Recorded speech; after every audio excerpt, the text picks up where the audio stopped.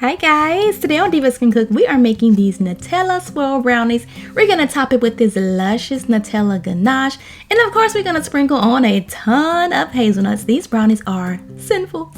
You ready? Let's go.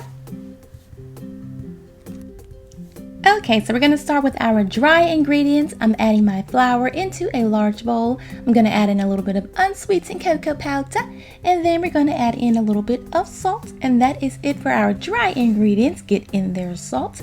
Then we're going to just whisk this all around. You can sift it. I like to whisk it just until everything is combined and it's looking like this right here. Perfect. Go ahead and push that aside. We're going to move on to our wet ingredients. Okay, so I'm going to add me a little bit of melted butter into a large bowl. Next comes that brown sugar. Just dump him in, stir it up a little bit, just like that. Okay, next we're going to add in our white sugar. Not much, just a little bit. Dump that white sugar in. We're going to stir this up until it is combined. And next we're going to add in our eggs, 2 room temperature eggs. And I love this recipe because I do not have to break out my mixer. I can do everything with my little spatula. There's Ethan. He decided to help me out a little bit. We're going to just stir this up until those eggs are mixed in. And then we're going to add in a little bit of vanilla extract. You can also add in some hazelnut extract if you want to. And once that is all mixed in, we're going to add our dry ingredients into our wet ingredients. And you know what? I bet I could have done this all in one bowl. I probably could have. But yeah, I did 2 bowls, but you can do 1. You could probably get away with just using, mixing everything up in one bowl. Okay, anyways, we're going to go ahead and mix these dry ingredients into the wet ingredients. And you got to kind of put a little, put your little elbow in a little bit because this is a thick batter. But eventually you'll have this luscious looking dark and lovely thing right there. Just gorgeous. Okay, so we're gonna place this batter into our prepared pan. I just lined my pan with parchment paper. Go ahead and dump all of that batter in that pan. Don't leave any of it behind. We want it all. Then go ahead and spread it out. Get yourself like an offset spatula. It makes it so smooth and pretty. Next, we're going to add our Nutella. Just place little dollops on the top, just like that. Happy little dollops. I didn't use much, about a 1/4 cup maybe. Okay, that looks perfect on it. Girl, you got to stop. Next comes my favorite part. Get yourself a knife or offset spatula and just kind of swirl that Nutella all throughout the batter.